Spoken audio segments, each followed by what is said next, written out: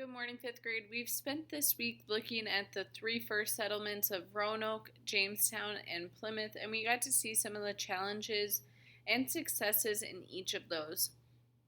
Today, we're going to be looking together at our read and do, which has to do with King Philip deciding on war. Along with that, just make sure that you do have this worksheet out. It'll say Friday read and do because we'll actually be filling that out as we go, as we hit each one, because it says how an event in history may cause or change what happens next. It's just going to have a cause, so right away I'll give you a spoiler. King Philip's brother is going to die, and that's going to affect then how did King Philip feel about the English. So then we'll write that answer in here as we read. So right away I'll just let you know that's what we're looking to see. What we're talking about is King Philip's brother dying, and then how that affected King Philip feeling about the English. So just listening for that. So we'll kind of jump back and forth from our reading to this page. So just be ready for that. But we're going to begin reading. And what I'll do is actually just have this ready to go so we can kind of look at them both at the same time. All right. American Indians and English settlers had a complex relationship, and we saw that the most yesterday with John Smith and Pocahontas and Powhatan and the Wampanoags. It went back and forth. And it even says here, at times they worked together, but at times they fought bitterly. As more English settlers arrived, they took lands on which American Indians lived. In 1675, one chief went to war to stop this. How did the English colonies in New England face this challenge? So the Europeans kept coming over, taking the American Indians' land. And finally, the American Indians got fed up with it, and they said, we're going to go to war, we're going to stop this. Wampanoag relations with the English settlers were badly strained in 1675. However, it had not always been so. For many years, the Wampanoags had watched as settlers from England moved into their homeland. They not only had tolerated the newcomers, but also assisted them. In fact, the settlement at Plymouth might have never survived without the Wampanoags' help. And we read about that yesterday. And just a picture of one of the people you will be reading about. In 1621, Massasoit had made peace agreements with the leaders of the Plymouth colony. His son, Metacom, had even taken the English name of Philip.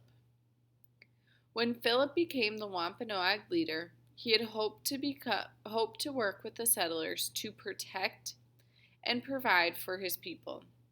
He also wanted to prevent further English settlement and to organize the local tribes. So when Philip became the leader, he was getting really excited to kind of make peace, but also organize everything. But there had been trouble. In 1662, King Philip's brother had died suddenly. So now we've got King Philip dying, and we see that that's at first cause. King Philip believed that the English had killed him. So if it was believed that somebody killed one of your siblings, how would you feel about them? You probably wouldn't have very positive feelings about them. And that was the same thing. So how did King Philip feel about the English? And we'll kind of see as we go through, but he didn't feel fairly about them right away because he had already believed that the English had killed his brother. And we can write that down to start. He believed English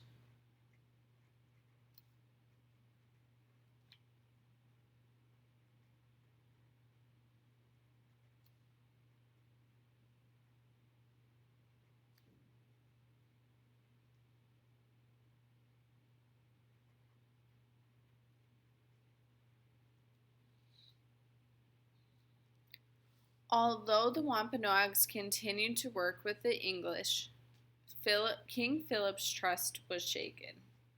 So we can add on no trust.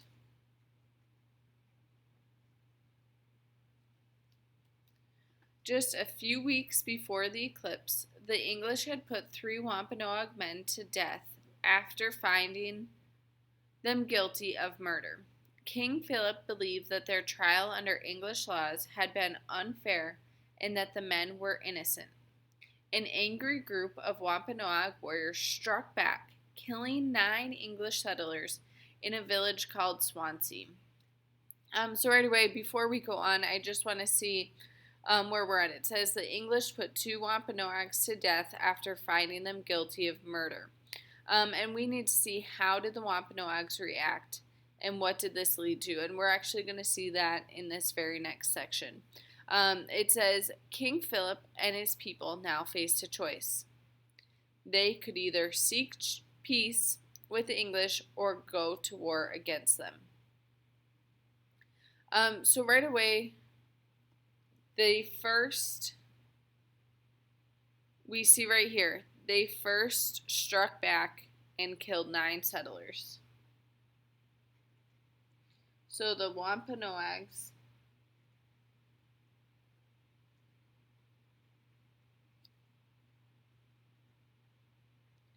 struck back and killed 9 at Swansea.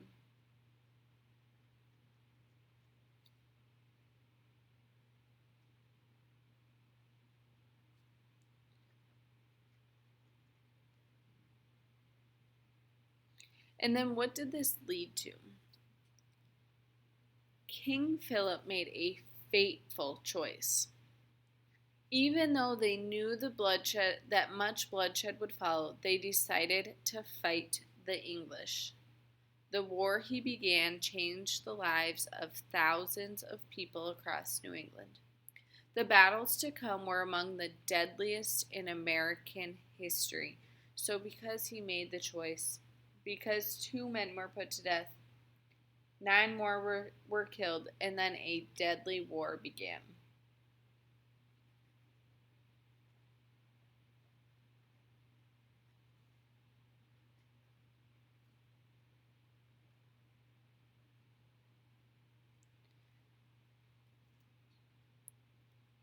All right, so now that we've got this war, I'm just going to expand this really quick. So this just shows on the map the green is the English settlement, so the Europeans and where they were, and then the orange is an American Indian village, so they were a few less, but they were still there. And then if you see these names, it's just a tribe's homeland, so where they lived. So then we're going to go on to kind of see what happened in this war. And even our next question, it says, English forces feared the tribe would join King Philip's war against the English, and what did the English do to prevent this? So we're looking on. King Philip's war was a complex struggle. It was not just a war between English settlers and the Wampanoags, because New England was home to many other American Indian groups. And you can see that. So all of these names are different American Indian groups that lived there. So those were all people that were kind of part of this. Tribes such as the Nipmunks, the Narragansetts, the Mohegans, and all others faced a hard choice. As one Englishman noted, many of the Indians were in kind of a maze, not knowing well what to do. Some would join King Philip, while others would side with the settlers. So these other American Indian tribes were trying to decide whether they should join King Philip and the other American Indians or whether they should help the settlers. Why were the American Indians undecided? Many groups shared King Philip's anger at the English, but others had friendly ties with settlers. Some had converted to Christianity, and many American Indians had fought side by side with English soldiers before. In the Pequot War of 1636, some tribes had even joined the English to defeat the Pequot tribe, showing that New England's American Indians were not always friendly with each other. In 1675, deep rivalries still divided many groups, and certain tribes would settle old scores or old problems by joining the English. The English settlers were more united than the American Indians. When war broke out, they soon organized to meet King Philip's challenge. Yet, as with the American Indians, old rivalries and conflicts caused trouble. Communities blamed each other for causing the war, arguing over who would lead and supply troops. Some feared that the war would be an excuse for a rival settlement to take disputed land. Such disagreements harmed English defenses. At first, the American Indians had success. They surprised the English by making hit and run raids, which involved sneaking up on a target, launching a surprise attack, and then disappearing. The English had trouble adjusting to this type of warfare because they were used to fighting in the open. King Philip's forces made great gains. Now that the victory seemed possible, new allies joined them. So people joined their team, their side, because they thought, this is who's going to win. Once friendly tribes turned against the English, causing the English to suspect even loyal American Indians. In one town, officials imprisoned a large group of Christian American Indians on an island in Boston Harbor, and elsewhere, officials tried to take weapons away from American Indians. English commanders refused to use American Indian soldiers in battle. Such treatment turned former friends into enemies. So just in these last couple paragraphs, we see what a mess this war turned into. People were jumping to different sides, supporting the English, supporting the American Indians, going back and forth.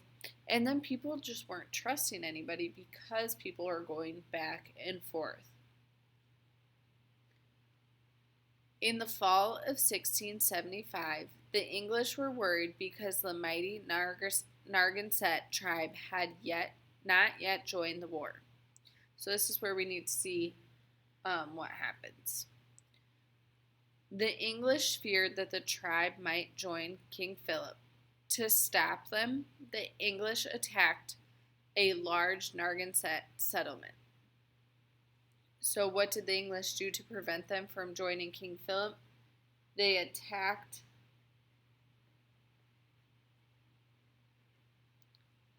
a large settlement. And then make sure that's a hard word to spell, the Narragansett tribe.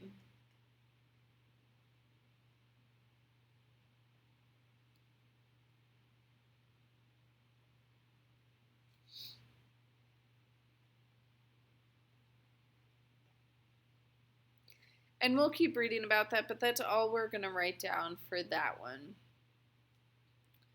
The Great Swamp Fight left many hundreds of Narragansett men, or we can write that down. The Great Swamp Fight is what it is called.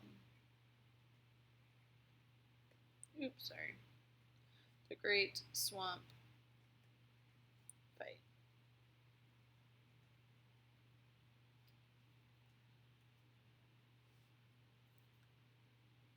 The Great Swamp Fight left many hundreds of Narragansett men, women, and children dead. Many English fighters were also killed or wounded. Although the Great Swamp Fight was a terrible blow to the Narragansetts, it did not stop the American Indian onslaught. Warriors still raided terrified English settlements. In the winter of 1676, villages just 10 miles away from Boston came under attack. So this didn't end the war. This actually really made it worse. And the next one we're going to be looking for is King Philip asking the Mohawks for help. As spring approached, the English were on the verge of defeat as many of their villages lay in ashes. Luckily for them, their fortunes were about to change. The English did not know that King Philip was in trouble too. After the Narragansetts' defeat in the Great Swamp Fight, Philip needed more help. He took a large force to present-day New York, where he hoped to win the support of the fierce Mohawk tribe. But instead, the Mohawks attacked him. His forces limped back to New England. So King Philip asked the Mohawks for help. What did the Mohawks do? The Mohawks attacked King Philip.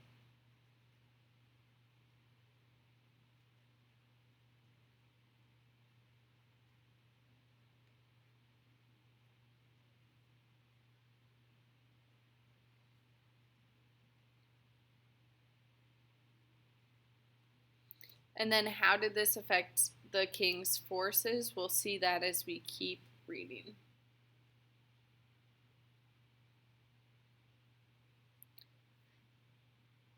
At this time, the English made a decision. They again made use of friendly American Indian soldiers, such as the Christians who had been on the island. The decision paid off. Within the months, the combined English and American Indian troops were winning the war. King Philip's forces were now on the run. So, because they got attacked, how did this affect their forces? It made them weak.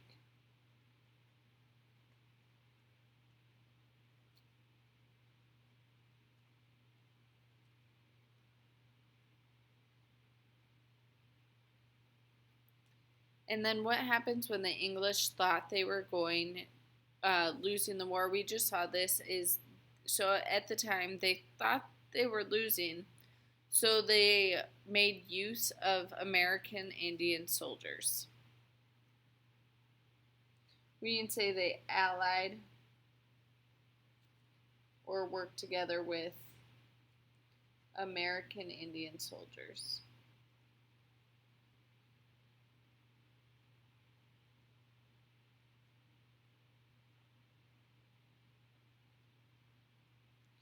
And then how did this affect or change the outcome? So the decision paid off. Within months, they were winning the war. So it helped them win the war.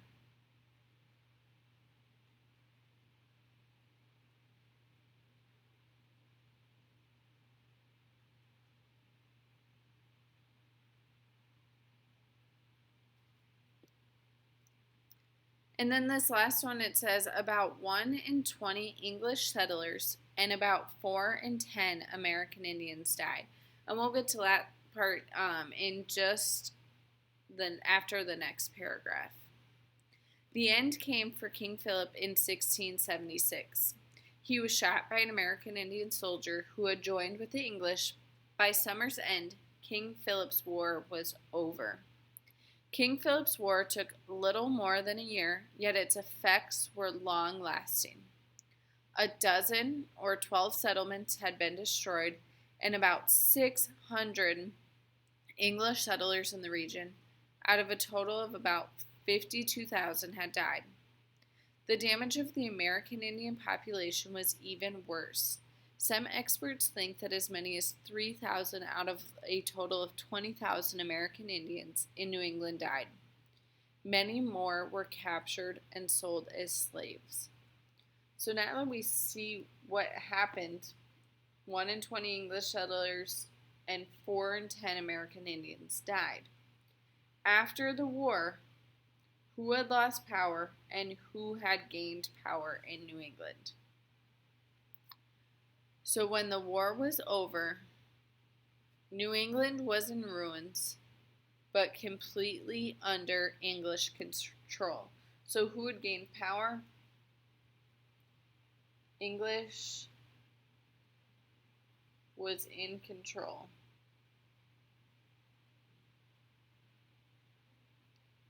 But in ruins, which means they won the war, but where they're living was completely destroyed. Even though American Indians had played a big part in the survival of the first English settlements, with many helping the English win King Philip's War, American Indians were largely gone from the region by 1676. Just a few tribal communities remained after the devastating conflict. So the American Indians were kind of wiped out by this war. The English, on the other hand, would recover their settlements, would once again grow and prosper. So this is just the amount of people that died was a crazy amount at this time. So this is a burying ground that holds the remains of the colonists who died during this war. And you can see it's a ton of people in just 1 year's time of the war. So that's all that we have on this worksheet. You should have this entire front side done. As we read through, I want you then to turn on to the back side. This is just going back on what we learned this week. It says, which settlement would you prefer to live? Jamestown or Plymouth? Create an advertisement. You don't need to draw. You can draw it or more use your words to describe it. But it should include, so describe the geography and climate of the area. If you rather draw the geography, that's okay. Explain the opportunities available to new settlers. Provide information about how nearby American Indians have reacted to the settlement. Include some pictures. You do not need to include any pictures. And do your best on spelling and grammar. To help you out, just make sure you look back at, you're just looking at Jamestown and Plymouth, and they're pretty short sections, so I would just go back and look at either Jamestown, you can pick that one, or you can look at Plymouth. Just pick one of those of which you'd rather live in, and then on here you are just writing which one of these would you prefer to live in and why, describing these different things. So you have this backside, and then you're all set to go for the read and do.